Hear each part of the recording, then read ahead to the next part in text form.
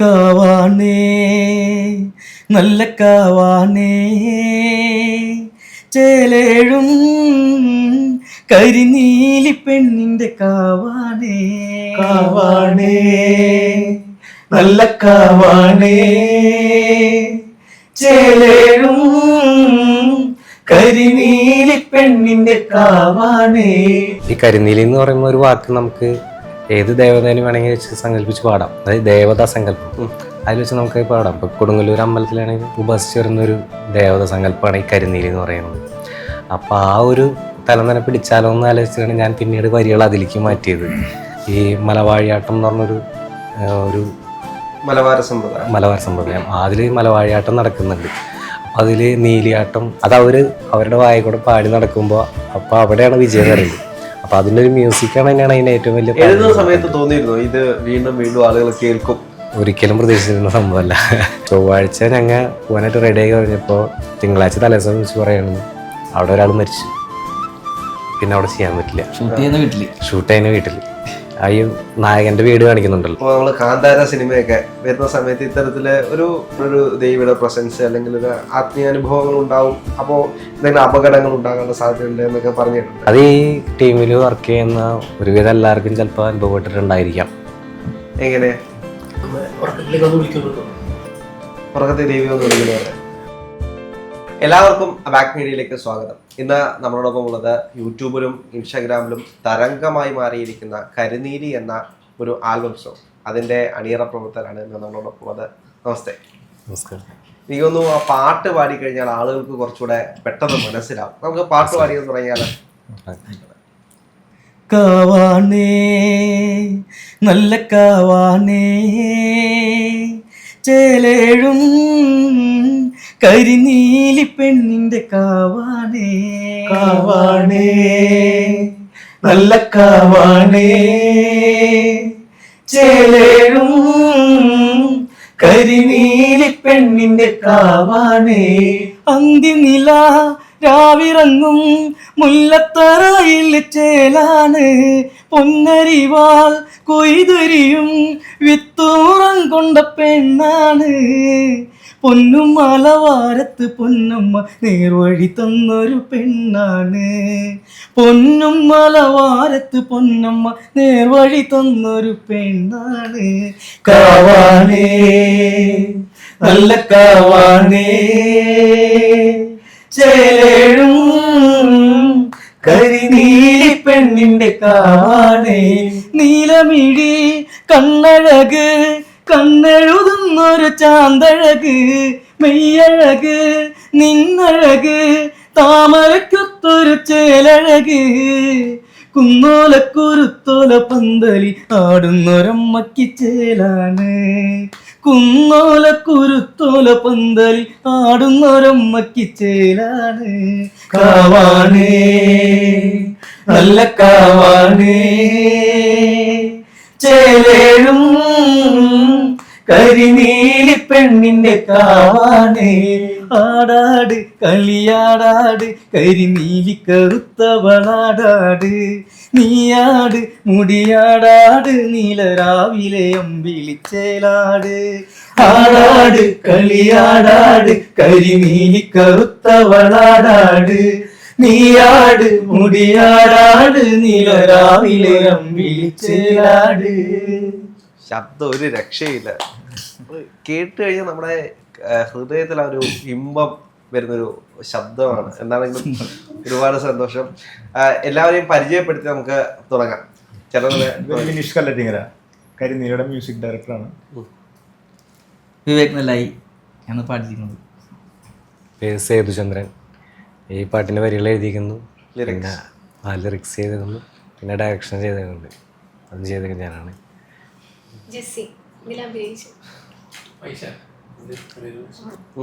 എന്നാണെങ്കിലും എനിക്ക് തോന്നുന്നു വളരെ പെട്ടെന്നാണ് ഈ പാട്ട് ഭയങ്കര ട്രെൻഡിങ് ആവുന്നത്. ഇപ്പോൾ യൂട്യൂബിൽ അതിൻ്റെ അടിയിൽ കമന്റുകൾ നോക്കി കഴിഞ്ഞാൽ ഇൻസ്റ്റാഗ്രാമിൽ കണ്ടിട്ട് ഓടി വരുന്ന ആളുകളാണ്.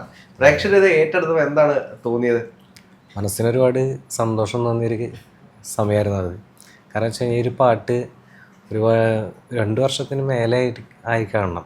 2 വർഷത്തിന് മേലായിട്ട് ഞങ്ങളുടെ മൈൻഡിലുണ്ടായിരുന്നൊരു പാട്ടാണ്. അത് വിനീഷേട്ടൻ മ്യൂസിക് ഡയറക്റ്റ് ചെയ്ത മിനിഷേട്ടൻ ഒരുപാട് കാലമായിട്ട് ഇങ്ങനെ മൂടിക്കൊണ്ട് നടന്നിരുന്ന സാധനമാണ്. പക്ഷെ ഇത് ഏതൊരു അവസ്ഥയിലേക്ക് എത്തണം, അല്ലെങ്കിൽ ഇങ്ങനെ പാട്ട് എഴുതി കൊണ്ടുപോകണമെന്ന് ഞങ്ങൾക്കൊരു ഇതുണ്ടായിരുന്നില്ല. അപ്പോൾ ഈ കാവാണേ എന്നുള്ളൊരു ഫസ്റ്റ് ലിറിക്ക് ഉണ്ടല്ലോ, ആ ലിറിക്ക് തന്നെ ഇങ്ങനെ വായിക്കൊണ്ട് പാടുന്നപ്പോൾ അത് പല രീതിയിൽ എഴുതാം. അല്ലെങ്കിൽ കൊടുങ്ങല്ലൂർ അമ്പലത്തിൽ വെച്ച് എഴുതാം, അല്ലെങ്കിൽ ഏത് ദൈവനെ വെച്ചാണെങ്കിൽ നമുക്ക് ആ പാട്ടിനെ ഒന്ന് കൊടുക്കാം. മെയിനായിട്ട് ഇത് കിടക്കുന്നത് ഫോക്കസ് ഇതിലാണ് കിടക്കുന്നത്. അപ്പോൾ നമുക്ക് ഏത് ദൈവനെ കയറ്റണം എന്നുള്ളൊരു മൈൻഡൊന്നും ഉണ്ടായിരുന്നില്ല. പിന്നീട് ഒരു ഒരു വർഷത്തോളം ഇതിൻ്റെ പിന്നാലെ. ഒരു വർഷം എടുത്തു എഴുതാൻ വേണ്ടി മാത്രം? അങ്ങനെയല്ല, ഒരു വർഷം നമ്മൾ ഇത് എന്ത് ചെയ്യണം, ഏത് റൂട്ടിൽ കൂടെ പോകണമെന്ന് നമുക്കൊരു പിടുത്തില്ലാതെ എങ്ങോട്ട് പോകണമെന്നൊരു പിടുത്തുണ്ടായിരുന്നില്ല. പിന്നീട് ഒരു 4 മാസം 5 മാസം മുന്നാണ് ശരിക്കും ഇതിനു വേണ്ടി മെനക്കെട്ട് ഇറങ്ങുന്നത്. കാരണം വെച്ച് കഴിഞ്ഞാൽ സ്റ്റുഡിയോയിൽ പോയിട്ട് ട്രാക്ക് പാടിയത് തന്നെ ഒരു 6 വട്ടം മേലെ പാടിയിട്ടുണ്ട് റെക്കോർഡിങ്. അപ്പോൾ നമ്മളിത് റെക്കോർഡ് ചെയ്തേക്കുന്നത് ചാലക്കുടിയിലാണ് ചെയ്തത്. ചാലക്കുടി ഡെൻറോസ് സ്റ്റുഡിയോയിൽ അവിടെ അജി മാസ്റ്റർ എന്ന് പറഞ്ഞൊരു മാഷാണ്. അപ്പോൾ പുള്ളിക്കാരൻ്റെ അടുത്ത് പോയിട്ട് ഈ ഒരു പാട്ട് ഒരു 6-7 വട്ടം ഞങ്ങൾ പാടി റെഡിയാക്കി വെച്ചിട്ടുണ്ട്. അതിന് ശേഷം പാട്ട് ഒന്ന് ലൈനുകളൊക്കെ ക്ലിയർ ചെയ്തു, ഒരു 6 ചരണങ്ങളൊക്കെ എഴുതി ശരിയാക്കി വെച്ചതിന് ശേഷം പോയി പാട്ടെടുത്തതിന് ശേഷമാണ് പിന്നീട് സ്റ്റോറിയിലേക്ക് കിടക്കുന്ന കാര്യങ്ങളൊക്കെ. പിന്നെ അവിടെ നിന്ന് ഞങ്ങൾ സ്റ്റോറി തപ്പി വെക്കായിരുന്നു. പാട്ട് വന്നു കഴിഞ്ഞാൽ പാട്ടിൻ്റെ ഒരു പല്ലവി മാത്രം, ആ പല്ലവി മാത്രം ഞങ്ങൾ ആദ്യം തന്നെ റീൽസായിട്ട് ഒരു ചെറിയൊരു ഷോർട്ട് വീഡിയോ, അതൊരു 3 മാസത്തോളം ഇൻസ്റ്റയിലും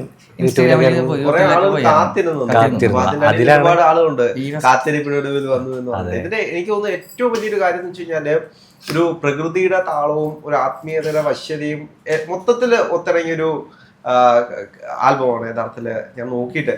അതിനകത്ത് തന്നെ ഗ്രാമീണ ഭംഗികളാണ് കൂടുതൽ. ഇപ്പോൾ എനിക്കൊന്ന് ലിറിക്സ് എഴുതുമ്പോൾ തന്നെ മനസ്സിൽ ഇതെല്ലാം ഉണ്ടായിരുന്നു. ഈ ഒരു ഗ്രാമത്തിലൂടെ വേണം പോകാൻ, അല്ലെങ്കിൽ ഇത് പഴയകാല ജീവിതവും ആ ഒരു ആത്മീയതയും കൂടെ കൂട്ടിയിണക്കുമ്പോൾ എങ്ങനെയായിരുന്നു അത് തോന്നിയത്?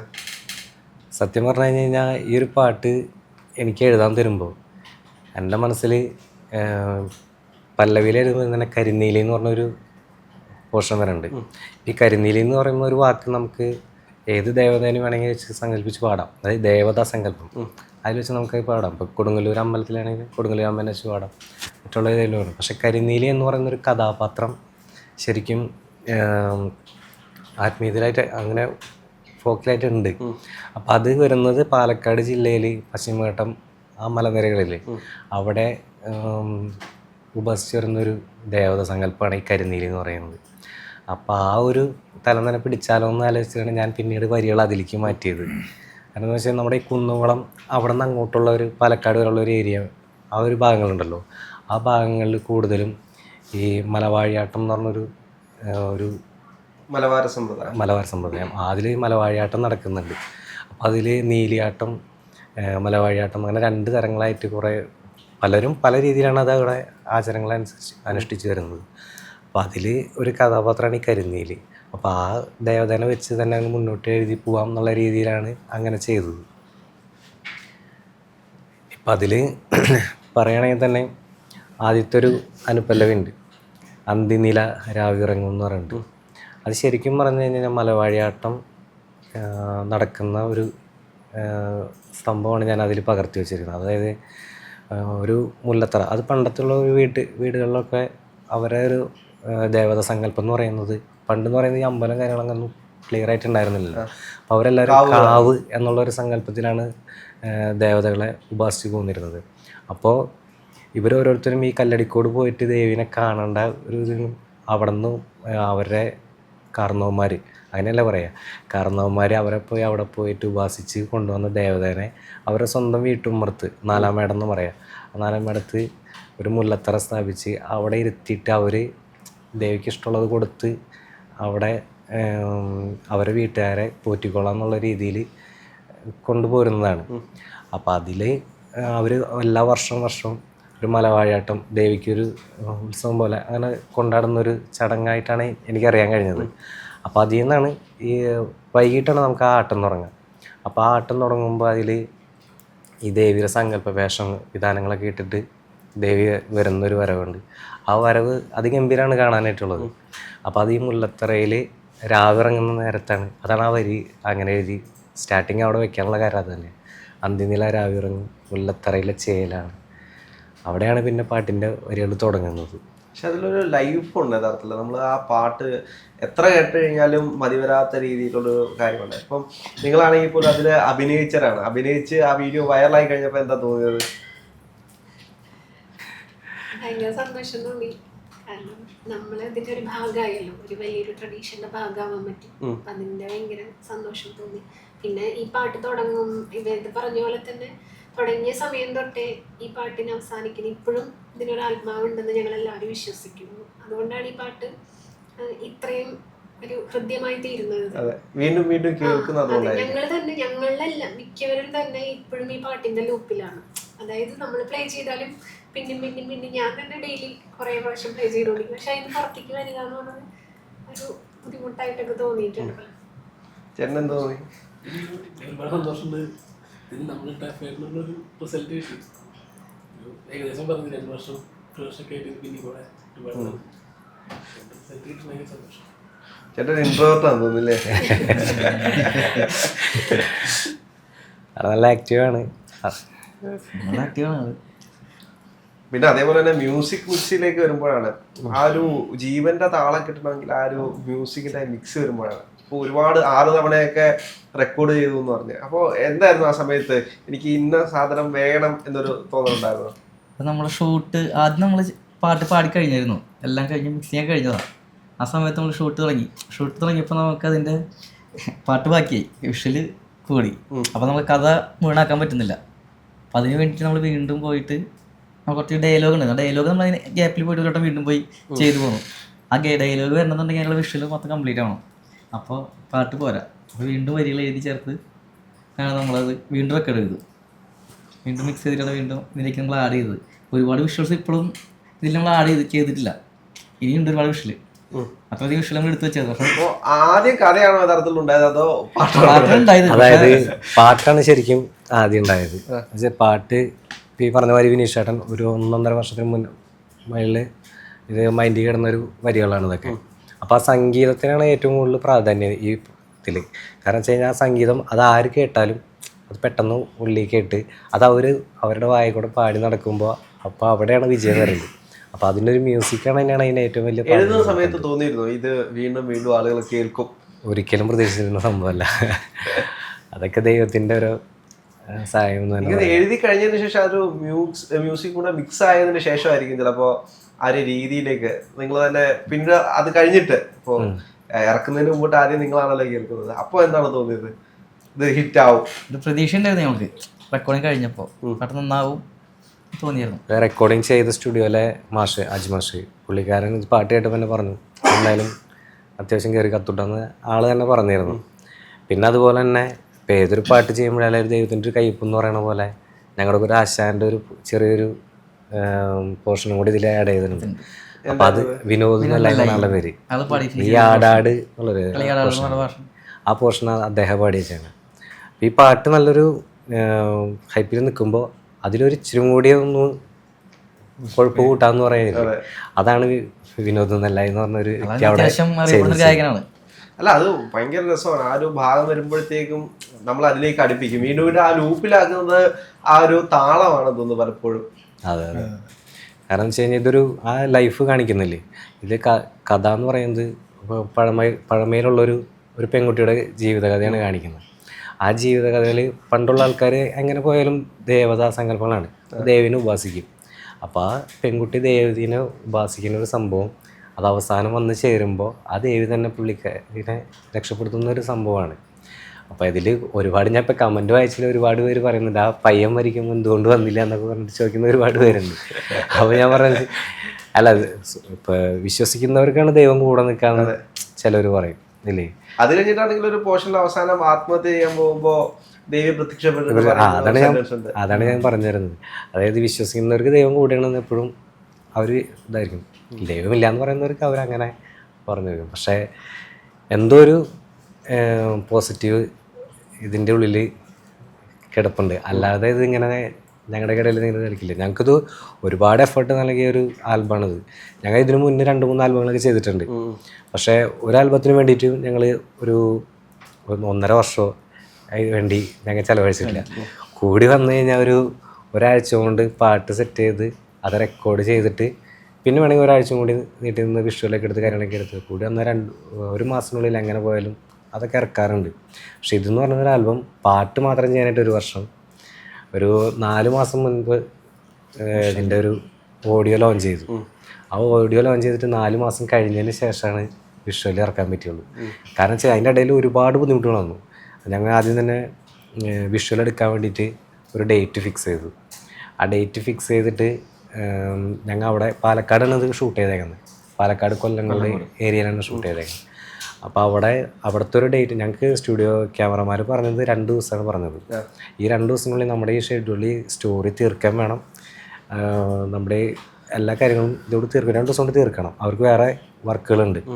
ഈ 2 ദിവസം കൊണ്ട് തീർക്കേണ്ട പരിപാടി ഞങ്ങൾ ഇവിടെയൊക്കെ റെഡിയാക്കിയതിന് ശേഷം പാലക്കാട് വിളിച്ച് ഡേറ്റ് കൺഫേം ചെയ്തപ്പോൾ ചൊവ്വാഴ്ച എന്ന് പറഞ്ഞു.